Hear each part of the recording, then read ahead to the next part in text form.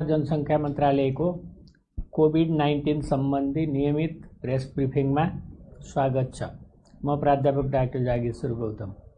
हामी हरेक दिन जस्तै आज पनि नेपालमा कोभिड-19 को राष्ट्रिय अद्यावधिक विवरणका साथ उपस्थित भएका छौँ। आज हामीले नेपाल स्वास्थ्य अनुसन्धान परिषदका सदस्य सचिव डाक्टर प्रदीप गेवालीलाई निम्त्याएका छौँ। हामीलाई साङ्केतिक भाषामा सागर सुवेदीले साथ दिइरहनु भएको छ। काठमाडौँ उपत्यकाको समुदायमा कोभिड-19 को संक्रमण फैलिएको छ या छैन भनी विभिन्न ठाउँबाट स्वाब लिई परीक्षण गरिने क्रममा 10 ठाउँमध्ये 3 कुने र नक्खुटोलका 228 जना व्यक्तिहरूको स्वाब सङ्कलन गरी पीसीआर परीक्षण गर्दा सबैको नतिजा नेगेटिभ देखिएको छ र विभिन्न ठाउँका स्वाब लिई परीक्षणको रिपोर्ट आउने क्रम जारी छ। अब आजको प्रयोगशालाको परीक्षण विवरणतिर लागौँ। विगत 24 घण्टामा हाम्रो 25 वटा प्रयोगशालामा 4721 जनाको आरटीपीसीआर विधिबाट नमुना परीक्षण भएका छन्। क्वारेन्टाइनमा रहनुभएका व्यक्तिहरूको सङ्ख्या 29,215 रहेको छ। आइसोलेसनमा रहेका सङ्क्रमित व्यक्तिहरूको सङ्ख्या 9,118 छ।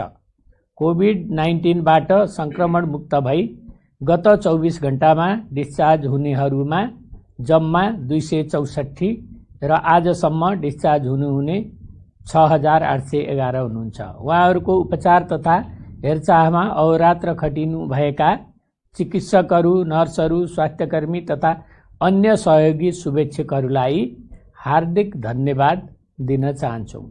अब विस्तृतमा विवरण प्रस्तुत गर्न चाहन्छु। 2 वटा कल सेन्टरबाट 741 कल प्राप्त भएका छन् र हाम्रो स्वास्थ्य एप्लिकेसन डाउनलोड गर्नेको सङ्ख्या 1,56,300 छ र जम्मा इन्ट्री गरिएको सङ्ख्या 67,029 छ र आज मात्रै 107 जनाले इन्ट्री गर्नुभएको छ। रेड जोनमा पर्नेको सङ्ख्या जम्मा 519 छ र आज 1 जना हुनुहुन्छ जनकपुरबाट र हाम्रो वेबसाइट हेर्नेको सङ्ख्या पनि उल्लेख्य छ र भाइबर ग्रुपमा 3,97,623 जना जोडिनु भएको छ। प्रयोगशाला अनुसार real time polymerase chain reaction RTPCR positive केसहरूको विवरण म प्रस्तुत गर्न चाहन्छु। बीपी कोइराला स्वास्थ्य विज्ञान प्रतिष्ठान धरान प्रयोगशालामा झापाका 1 जना, सिराहा र सुनसरीका 1-1 जना हुनुहुन्छ। त्यस्तै कोशी अस्पताल विराटनगर प्रयोगशालामा झापाका 2 जना, सिराहा र खोटाङका 1-1 जना हुनुहुन्छ। प्रादेशिक जनस्वास्थ्य प्रयोगशाला विराटनगरमा झापाका 1 जना हुनुहुन्छ। गजेन्द्र नारायण सिंह अस्पताल राजविराज प्रयोगशालामा सप्तरीका 6 जना हुनुहुन्छ। नारायणी अस्पताल वीरगञ्जमा कसैको पनि पोजिटिभ आएको छैन। नारायणी जनस्वास्थ्य प्रयोगशालामा नुवाकोटका 1 जना, राष्ट्रिय जनस्वास्थ्य प्रयोगशालामा नुवाकोटका 1 जना र सर्लाहीका 6 जना हुनुहुन्छ। भरतपुर अस्पताल प्रयोगशालामा चितवनका 1 जना हुनुहुन्छ। यस्तै गरी कीटजन्य रोग अनुसन्धान केन्द्र तालिम केन्द्र हेटौँडा प्रयोगशालामा नवलपरासीका 1 जना र रौतहटका 3 जना हुनुहुन्छ। यस्तै धुलीखेल अस्पताल धुलीखेलमा काभ्रेपलाञ्चोकका 3 जना, नवलपरासीका 1 जना, ओखलढुङ्गाका 3 जना र सिन्धुपाल्चोकका 1 जना हुनुहुन्छ। यस्तै गरी पाटन अस्पताल ललितपुर प्रयोगशालामा बाराका 1 जना, भक्तपुरका 10 जना, चितवनका 3 जना, दाङका 2 जना, धादिङका 1 जना, दोलखाका 2 जना, गोर्खाका 2 जना, झापाका 1 जना, कास्कीका 1 जना, काठमाडौँका 23 जना, काभ्रेपलाञ्चोकका 1 जना, खोटाङका 2 जना, ललितपुरका 20 जना, मकवानपुरका 5 जना, नवलपरासी पूर्वका 1 जना, रौतहटका 3 जना, सङ्खुवासभाका 1 जना, सप्तरीका 2 जना, सिन्धुलीका 2 जना, सिन्धुपाल्चोकका 2 जना, सिराहा र सुनसरीका 1-1 जना, ताप्लेजुङका 1 जना र अर्घाखाँचीका 1 जना हुनुहुन्छ। त्रिभुवन विश्वविद्यालय शिक्षण अस्पताल प्रयोगशालामा काठमाडौँका 1 जना र उदयपुरका 1 जना हुनुहुन्छ। प्रादेशिक जनस्वास्थ्य प्रयोगशाला प्रादेशिक क्षयरोग केन्द्र पोखरामा बागलुङका 6 जना। पोखरा स्वास्थ्य विज्ञान प्रतिष्ठान पोखरा प्रयोगशालामा कास्कीका 7 जना, लमजुङका 11 जना र गोर्खाका 5 जना हुनुहुन्छ। यसैगरी प्रादेशिक जनस्वास्थ्य प्रयोगशाला रूपन्देहीमा नवलपरासीका 3 जना, पाल्पाका 4 जना र प्युठानका 4 जना हुनुहुन्छ। यस्तै चौरजारी नगरपालिका प्रयोगशालामा जाजरकोटका 1 जना हुनुहुन्छ। कर्णाली स्वास्थ्य विज्ञान प्रतिष्ठान जुम्ला प्रयोगशालामा डडेलधुराका 5 जना र जुम्लाका 1 जना। यस्तै सेती प्रादेशिक अस्पताल प्रयोगशाला धनगढीमा कैलालीका 8 जना र आजको जम्मा संक्रमित हुनेहरूको संख्या 180 छ र आजसम्म संक्रमितहरूको हुनेहरूको जम्मा संख्या 15,964 पुगेको छ। र प्रदेश अनुसार कोभिड-19 को विवरण प्रस्तुत गर्न चाहन्छु। प्रदेश 1 मा जम्मा 710 जना, त्यसमध्ये 469 जनाको डिस्चार्ज भएको छ। प्रदेश 2 मा 4184, त्यसमध्ये 2072 जना डिस्चार्ज भइसक्नु भएको छ। बागमती प्रदेशमा 639 जना, त्यसमध्ये 234 जना डिस्चार्ज भइसक्नु भएको छ। गण्डकी प्रदेशमा 1175 जना, त्यसमध्ये 295 जना डिस्चार्ज हुनुभएको छ। प्रदेश 5 मा 3984 जना मध्ये 1857 जना डिस्चार्ज हुनुभएको छ। कर्णाली प्रदेशमा 1581 मध्ये 1222 जना डिस्चार्ज हुनुभएको छ। यसैगरी सुदूरपश्चिम प्रदेशमा 3691 मध्ये 662 जना डिस्चार्ज हुनुभएको छ र जम्मा 15,964 मध्ये 6,811 जना स्वास्थ्य लाभ गरी डिस्चार्ज हुनुभएको छ र यो प्रतिशत 42.7 छ र आइसोलेसनमा रहनुभएका संक्रमितहरू 9,118, त्यो भनेको 57.1% छ। 500 भन्दा माथि उपचारमा रहेका संक्रमित भएका जिल्लाहरूमा प्रदेश 2 मा 2टा जिल्ला छन्, महोत्तरी र रौतहट। प्रदेश 5 मा एउटा जिल्ला छ, पाल्पा, र सुदूरपश्चिम प्रदेशमा अछाम, कैलाली र बाजुरा छ। अब नेपाल स्वास्थ्य अनुसन्धान परिषदका सदस्य सचिव डाक्टर प्रदीप गेवालीले आफ्नो विषयवस्तु प्रस्तुत गर्नुहुनेछ। नमस्कार। आजको मेरो प्रस्तुतिकरण 2 विषयमा केन्द्रित हुनेछ। पहिलो विषय भनेको हालै NHRC-मा सञ्चालन भइरहेको स्वास्थ्य जनसङ्ख्या वैज्ञानिकहरूको 6औं राष्ट्रिय शिखर सम्मेलनको बारेमा केन्द्रित हुनेछ भने दोस्रो विषयवस्तु भनेको नेपाल स्वास्थ्य अनुसन्धान परिषदले हालसम्म कोरोना लगायतका विषयवस्तुमा गरेका रिसर्चहरूको बारेमा जानकारी गराउनु रहेको छ। सर्वप्रथम health and population scientist summit 2020 को बारेमा जानकारी गराउन चाहन्छु। नेपाल स्वास्थ्य अनुसन्धान परिषदले आफ्नो स्तरमा को उपलक्ष्यमा प्रत्येक वर्ष health and population scientist summit गर्दै आइरहेको छ।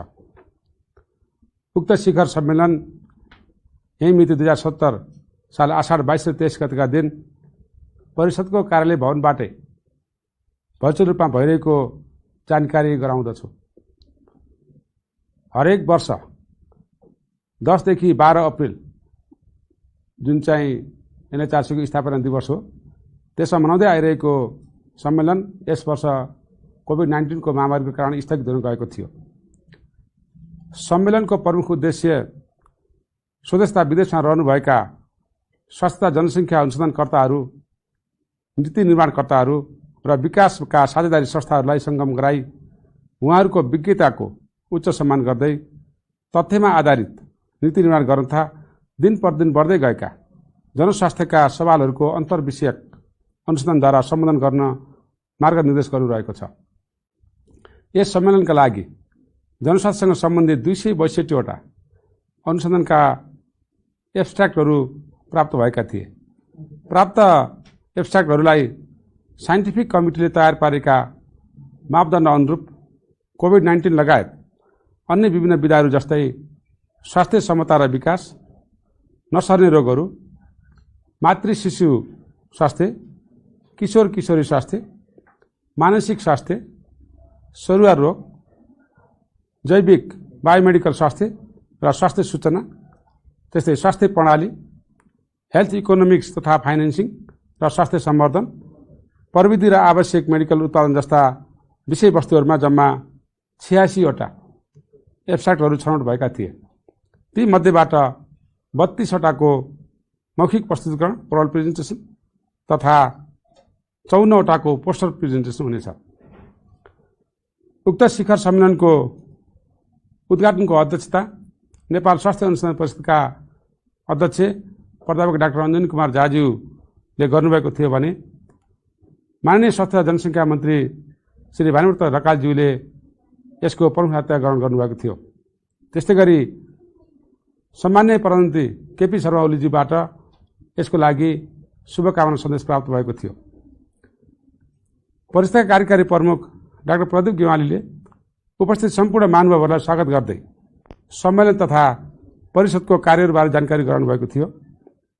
त्यस्तै बागमती प्रदेशका मुख्यमन्त्रीज्यू डोरमणि पौडेलज्यू, स्वास्थ्य राज्यमन्त्री नवराज रावतज्यू, स्वास्थ्य सचिव लक्ष्मण अर्यालज्यू, डब्ल्युएचओका चिफ साइन्टिस्ट सौम्या स्वामीनाथनज्यू, डब्ल्युएचओ नेपालका रिप्रेजेन्टेटिभ डाक्टर जोस भ्यान्डेलरज्यू, परिषदका उपाध्यक्ष डाक्टर भोजराज अधिकारीज्यू लगायतका महानुभावहरूले शुभकामना मन्तव्य दिनुभएको थियो। सम्मेलनमा प्रस्तुत भएका प्रस्तुतिकरणहरूमध्ये कोभिड-19 सँग सम्बन्धित विषयहरू यस प्रकार रहेका छन् र जुन प्रस्तुतिकरणको रूपमा चलिरहेको छ। रिसर्च एन्ड डेभलपमेन्ट इन कोभिड-19 कन्टेक्स्ट, त्यस्तै गरी रिसर्च फर कम्ब्याटिङ कोभिड-19 पेन्डेमिक, त्यस्तै government of Nepal preparedness and responses for combating कोभिड-19, अर्को health research governance in Nepal and research on कोभिड-19, thinking pandemics from a transdisciplinary one health perspective र अर्कै त्यस्तै गरी इम्प्याक्ट्स अफ कोभिड-19 on mental health of migrants population भनेर हामीले यी 5 वटा डिफ्रेन्ट विधाहरूमा प्रस्तुतिकरण चाहिँ भइरहेको छ। र दोस्रो चरणमा मैले नेपाल स्वास्थ्य अनुसन्धान परिषदले हालसम्म कोरोनासँग सम्बन्धित विषयहरूमा गरेका रिसर्चहरूको बारेमा जानकारी गराउन चाहन्छु। नेपाल स्वास्थ्य अनुसन्धान परिषदमा जुन 28, 2020 देखि जनस्वास्थ्यसँग सम्बन्धित 511 वटा अनुसन्धानका प्रपोजलहरू प्राप्त भएका थिए, जसमध्ये नेपाल स्वास्थ्य अनुसन्धानको इथिकल रिभ्यू बोर्डबाट 351 वटा प्रपोजल छनौट भएका थिए। त्यसै गरी 120 वटा सार्स-कोभ-2 कोरोना भाइरस डिजिज अनुसन्धानका प्रपोजलहरू एनएचआरसीको इथिकल रिभ्यू बोर्डमा प्राप्त भएको थियो र जम्मा 87 वटा कोभिड-19सँग सम्बन्धित प्रपोजलहरू इआरबीले छनौट गरेको थियो र त्यसमध्ये नेपाल स्वास्थ्य अनुसन्धान परिषद आफैले 10 वटा डिफ्रेन्ट विधामा चाहिँ अनुसन्धान गर्दै केहीको रिपोर्ट तयार भइसकेको छ र केही अगाडि बढ्ने क्रममा छ। र हालसम्म अनुसन्धान परिषदको इथिकल रिभ्यू बोर्डमा एनएचआरसीले आफै गरेका रिसर्च लगायत अन्य व्यक्ति संस्थाले गरेका रिसर्चहरूका विभिन्न विधाहरूमा प्रदर्शन गर्न चाहन्छु र ती प्रपोजल फाइनल भएर रिसर्च केही रिपोर्ट आइसकेको छ, कुनै आउने क्रममा छन्। त्यसमध्ये अप्थाल्मिक हेल्थ केयर पर्सनल, जुन आँखासँग सम्बन्धित चाहिँ काम गर्ने डाक्टर लगायतका स्वास्थ्य कर्मीहरूको नलेज, एटिच्युड र प्र्याक्टिस सम्बन्धी एउटा रिसर्चको हेडिङ चलिरहेको छ। त्यस्तै फ्रन्टलाइन डक्टर्स एन्ड नर्सेस, कोरोनासँग सम्बन्धित अगाडि बढेका फ्रन्टलाइन डाक्टर नर्सहरूको कतिको रेडी छ काममा भन्ने सम्बन्धी विषयमा भइरहेको छ। त्यस्तै preparedness on and readiness of government of Nepal design कोभिड-19 क्लिनिक एन्ड हस्पिटल्स, मतलब नेपाल सरकारले स्थापना गरेका कोरोनासँग सम्बन्धित विभिन्न 93 वटा क्लिनिक र 31 वटा विभिन्न अस्पतालहरूमा कोरोनाको कस्तो खालको प्रिपेयर्डनेस चलेको छ, यसको स्ट्याटस कस्तो छ भन्ने बारेमा यो अनुसन्धान परिषदले आफै गरेको रिसर्च थियो र यो चाहिँ रिजल्ट पनि आइसकेको छ। त्यस्तै हेल्थ वर्कर जो काम गरिरहनु भएको छ उहाँहरूको मेन्टल हेल्थको अवस्था कस्तो छ, उहाँहरू कतिको चाहिँ तयारी हुनुहुन्छ, उहाँलाई साइकोलोजिकल कस्तो असर परेको छ भन्ने बारेमा पनि रिसर्च NHRCले आफैले पनि गरेको थियो, अरू व्यक्तिले पनि गरिरहनु भएको छ। त्यस्तै frontline health care workers knowledge perception and willingness to work, मतलब फ्रन्टलाइनमा काम गरेका हेल्थ केयर वर्करहरूको आफ्नो चाहिँ पर्सेप्सन कस्तो छ, काममा कस्तो खालको चाहिँ जागरुकता छ भन्ने बारेमा पनि रिसर्च भइरहेको छ। र त्यस्तै गरी क्वारेन्टाइनमा बसेका जुन व्यक्तिहरू हुनुहुन्छ उहाँहरूको मेन्टल अवस्था कस्तो छ, साइकोलोजिकल अवस्था कस्तो छ भन्ने बारेमा पनि रिसर्च भइरहेको छ। र जनरल पब्लिकले यो कोरोना चाहिँ कोभिड-19 चाहिँ नोभेल भएको हुँदा कसरी यसलाई चाहिँ हेरिरहेको छ, यो बारेमा के बुझाइ छ, आइसोलेसन भनेको के हो, क्वारेन्टाइन भनेको के हो, लगायत विषयहरूमा चाहिँ पब्लिकको चाहिँ धारणा कस्तो छ भन्ने बारेमा पनि रिसर्च भएको थियो। र त्यस्तै गरी जो विदेशबाट सुरुमा आउनुभएको थियो फरेन रिटर्निज एरोप्लेनबाट चाहिँ धेरै मान्छेहरू चाहिँ आउनुभयो र उहाँहरूको चाहिँ बारेमा चाहिँ तपाईँको चाहिँ क्लिनिकल अवस्था कस्तो छ भन्ने बारेमा पनि NHRC आफैले रिसर्च गरेको थियो। साथै यी विभिन्न विषयका अलावा यी त भए चाहिँ NHRC आफैले र विभिन्न चाहिँ तपाईँको रिसर्च प्रपोजल फाइल भएका विषयहरू भए र नेपाल स्वास्थ्य अनुसन्धान परिषदले विभिन्न चाहिँ महत्त्वपूर्ण विधामा विभिन्न सङ्घ संस्थाहरूलाई आबद्ध गराएर यसले चाहिँ लिडरसिप लिने गरी विभिन्न विधामा गरेको छ। म यहाँ प्रदर्शन गर्न चाहन्छु। एउटा WHO solidarity trial on drugs, विभिन्न ड्रगहरू लाइक रेमडेसिभिर, यो एन्टी-HIV ड्रग, त्यस्तै गरी चाहिँ इन्टरफेरोन भन्ने यी औषधिहरूमा WHO सँग मिलेर एकैपल्ट जनाउँदै विभिन्न 100भन्दा बढी राष्ट्रका सहभागीहरू यसमा छन् र नेपालले पनि चाहिँ हामीले नेपाल सरकारसँग स्वीकृति लिएर स्वास्थ्य अनुसन्धान परिषदको लिडरसिपमा चाहिँ रिसर्च गर्न थालेका छौँ। इथिकल रिभ्यू बोर्डबाट पास भएर गइसकेको छ र हामी अन्तिम चरणमा पुगेर काममा सुरु गर्न लागिरहेका छौँ र यसको लागि आवश्यक पर्ने ड्रग लगायत कुराहरू WHO ले चाहिँ फ्री अफ कस्ट दिने गर्दछ। र अर्को हामीले गर्न थालेको कन्भालेसेन्ट प्लाज्मा थेरापी, जुन चाहिँ निको भएर गएका बिरामीहरूबाट उत्पादन भएका एन्टिबडीहरू सिरियस बिरामीहरू कोभिड-19 को बिरामीलाई दिएर अनि त्यसको पार्ने प्रविधि छ। त्यो चाहिँ हाम्रो कुनै पनि चाहिँ यो ब्लड ट्रान्सफ्युजन थेरापी जस्तै कोरोनाबाट चाहिँ निको भएका बिरामीहरूको प्लाज्मा थेरापी हामीले गरेर पनि यो रिसर्च चाहिँ गर्न थालेका छौँ। इथिकलबाट पास भइसकेको छ र यो अगाडि बढ्ने क्रममा छ र हामीलाई नेपाल सरकारले स्वास्थ्य मन्त्रालयले स्वीकृति दिएको छ काम गर्नको लागि। र त्यस्तै गरी विभिन्न आयुर्वेदिक प्रडक्टहरू, वनस्पतिजन्य प्रडक्टहरू सम्बन्धी पनि हामीले रिसर्च गर्ने गरी स्वास्थ्य मन्त्रालयबाट स्वीकृति लिएर काम गर्न थालेका छौँ र यसमा पनि चाहिँ इथिकल बोर्डले रिभ्यूले हामीलाई चाहिँ ओके भनिसकेको छ। र यसमा हामीले गर्न थालेको एउटा यास्टी, जेठी मधु लगायत त्रिकुटा जस्ता लगायतका वनस्पतिजन्य चाहिँ औषधिहरूको बारेमा एउटा ग्रुप चाहिँ दुईवटा ग्रुप आम गराएर हामी गर्दैछौँ। एउटामा चाहिँ यास्टी भन्ने औषधि लिन्छ, अर्को चाहिँ नर्मल्ली चलेको चाहिँ औषधिहरू चाहिँ लिन्छ। त्यसको ट्रिटमेन्टको हामीले कम्पेरेटिभ ट्रायल गर्दैछौँ र यसको लागि पनि चाहिँ NHRCले लिड गरिरहेको छ।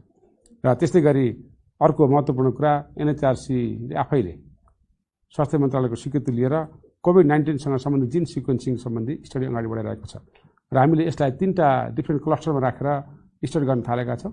एउटा जिन सिक्वेन्सिङ आफै त्यो खालको चाहिँ ग्रुपहरू हुनुहुन्छ र त्यस्तै गरी चाहिँ अर्को भनेको कोरोनाका बिरामीहरूको क्लिनिकल अवस्था कस्तो छ, साइन सिम्पटम कस्तो छ, उहाँहरू कति दिन अस्पतालमा भर्ना हुनुभएको छ अथवा मोर्टालिटी कस्तो छ, यी सम्पूर्ण विषयमा यो जिन सिक्वेन्सिङमा जोडिन्छ। र त्यस्तै गरी अर्को चाहिँ हामीले ब्लड लिएर इम्युनोलोजिकल स्ट्याटस, एन्टिबडीहरू कस्तो खालको छ ब्लडबाट कोरोनाका बिरामीमा भनेर यसलाई 3टै चाहिँ क्लस्टरलाई एउटैमा राखेर रिसर्च गर्न लागेका छौँ।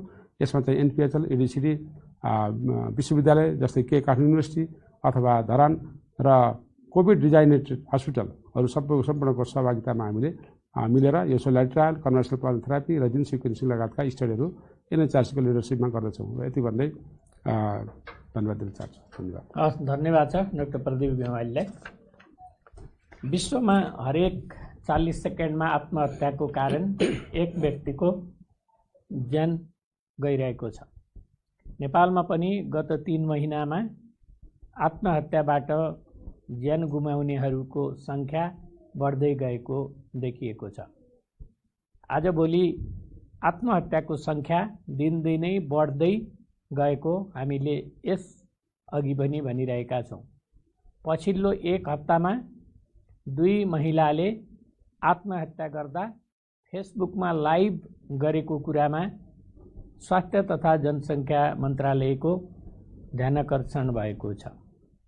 आत्महत्याका यस्ता घटनाका भिडियोले आत्महत्यालाई अझ बढी प्रेरित गर्ने साथै बालबालिकाको दिमागमा नकारात्मक असर पर्ने भएकोले यस्ता भिडियोहरूको कसैले पनि सेयर नगर्नुहुन, जसले देखे पनि फेसबुकलाई तत्काल रिपोर्ट गरिदिनुहुन पनि स्वास्थ्य तथा जनसङ्ख्या मन्त्रालय हार्दिक अनुरोध गर्दछ। समस्यामा तपाईँ एक्लै हुनुहुन्न, अन्य धेरै मानिसहरू पनि तपाईँले अहिले भोग्नु भइरहेको अवस्था पार गरेका छन् र आज जिउँदैछन्। आत्महत्याका बारेमा कुरा गर्नु ठिक हो। यसले तपाईलाई राम्रो महसुस गर्न सघाउ पुर्याउँछ। आत्महानि, आत्महत्याको सोच या योजना गम्भीर भावनात्मक सङ्कट, तनाव, आत्मीय व्यक्तिको मृत्युबाट, सायद जागिर गुमाउँदा, कोरोनाको कारण जनजीविकामा समस्या भई तनाव बढ्दा, सम्बन्ध विच्छेद वा हिंसा तथा दुरुपयोगको अनुभवको लक्षण चिन्ह हो। तपाईँ यसका लागि दोषी होइन र यो जो कोहीलाई पनि हुन सक्छ। भइरहेको समय छ। तपाईँ ठिक हुन सक्नुहुन्छ। तपाईलाई सहयोग गर्न सक्ने मान्छेहरू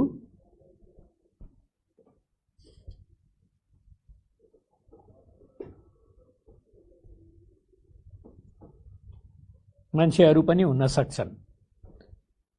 तपाईँ यसका लागि दोषी होइन र जो कोहीलाई हुन सक्छ। भइरहेको समय छ। तपाईँ ठिक हुन सक्नुहुन्छ। तपाईलाई सहयोग गर्न सक्ने मान्छेहरू छन्। तपाईँ हामीले मिलेर नै समस्याको समाधान गर्ने हो। परिवारको विश्वासिलो सदस्य, साथी वा सहकर्मीसँग आफूले महसुस गरेको कुरा भन्नुहोस्, सल्लाह गर्नुहोस्। यसबाट तपाईँ यो समस्याबाट मुक्ति पाउन सक्नुहुन्छ। आज हामी एउटा अनुरोध गर्न गइरहेका छौँ। बन्दीलाई व्यवस्थित बनाउने क्रममा स्वास्थ्य तथा जनसङ्ख्या मन्त्रालयले बनाएका मापदण्ड पालन नगर्ने, मास्क नलगाई घर बाहिर निस्कने व्यक्तिहरूलाई कारबाही हुने कुरा गृह मन्त्रालयले सम्बन्धित सरकारवाला निकायहरूलाई निर्देशन समेत दिइसकेको छ। तसर्थ सबैले जनस्वास्थ्यको मापदण्डको पालन गरी कोभिडको सङ्क्रमणबाट बचाउँ र बचाऊ। र आज एउटा दुःखद खबर पनि छ। एकजनाको मृत्युको खबर छ, थपिनु भएको छ। बागलुङ जिल्ला निसीखोला गाउँपालिका वडा नम्बर 3 थाई ठेगाना भएका 29 वर्षीय एक पुरुषको मिति 2077 असार 21 गते मृत्यु भएको छ। उहाँ ढोरपाटन नगरपालिकाको क्वारेन्टाइनमा रहनुभएको थियो। भारतबाट क्षयरोगको उपचार गराई नेपाल फर्किनु भएको थियो। यसै गरी जम्मा मृत्यु हुनेको सङ्ख्या 35 पुगेको छ। उहाँको मृत्युमा स्वास्थ्य तथा जनसङ्ख्या मन्त्रालय हार्दिक संवेदना व्यक्त गर्दछ। यसका साथै आजको यो कोभिड-19 को नेसनल अपडेट यहीँनेरबाट अन्त्य हुन्छ। धन्यवाद, नमस्कार।